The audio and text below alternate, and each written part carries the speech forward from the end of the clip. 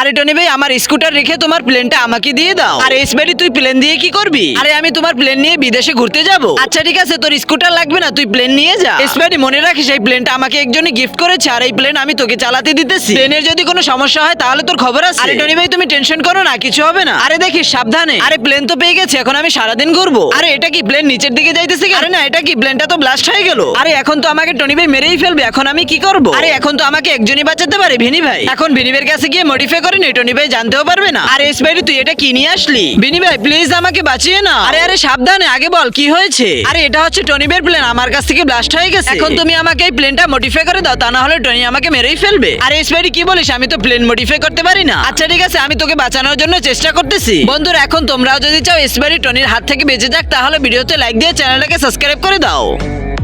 আরে এসপেরি, চলে আয়, তোর প্লেন মডিফাই করা হয়ে গেছে। আরে ওয়াও ভিনি ভাই, তোমাকে অনেক ধন্যবাদ। আরে এসপেরি, প্লেনটা তো অনেক সুন্দর হয়েছে।